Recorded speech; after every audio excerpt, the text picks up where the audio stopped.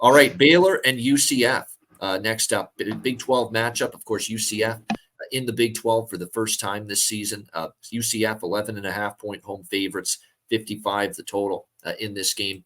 First home game, first Big 12 conference home game for UCF. I personally think they beat the shit out of Baylor here in this game. I mean, the more I look at Baylor, the more I see a program that's just in significant decline at the moment. I mean, just does not look good. They haven't covered a point spread this year. Even the win against Long Island, that FCS win, they didn't cover the point spread there. They lose to Utah. Texas State, the 27.5-point favorite, outright loss to the Bobcats, absolutely taken apart by Texas last week, 38-6.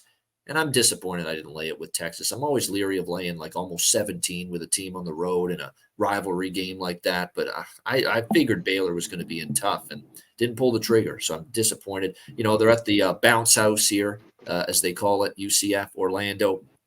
First conference home game. Good spot, too, because they, had a tough game against Kansas State, 44-30, when their defense got sliced. But Kansas State's offense can do that to you, especially at home with Will Howard and with Giddens. DJ Giddens running the ball. Terrific game. Great balance in the Kansas State offense, and it was on the road. Tough environment. I think here against a Baylor offense that's not exactly lighting it up right now, and that's putting it mildly. And I can't say that Baylor's offense, there's people saying, well, they don't have their starting quarterback. I don't know if they'd be all that much better with Blake Shapen. It's not like they were lighting it up when they had him at quarterback, but clearly with Sawyer Robertson, look, he got benched in that game. RJ Martinez came in with Baylor, and look, he didn't play very good either, quite honestly, Martinez, but at least he didn't have the horrible mistakes that Sawyer Robertson had in this game. So Dave Aranda's got a tough decision here. Sawyer Robertson, or does he go to AJ Martinez? And when Martinez didn't exactly move the team on offense either. So two quarterbacks, he may not have any, quite honestly, because I don't trust either of them here going on the road against UCF. I'm very close to laying the points here with UCF. It's certainly the only side I would look at here in this game.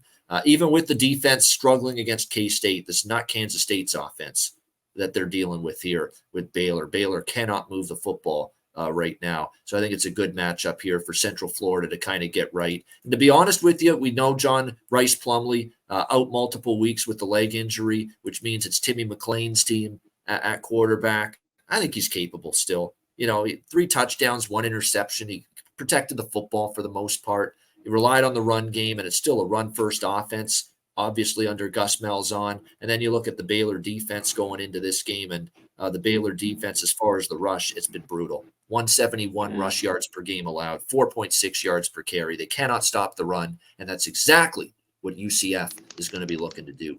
C-Mac, what do you think? Yeah, that's exactly. Even with McClain here, at home, run it. I mean, I know it was K-State home, but 281 again.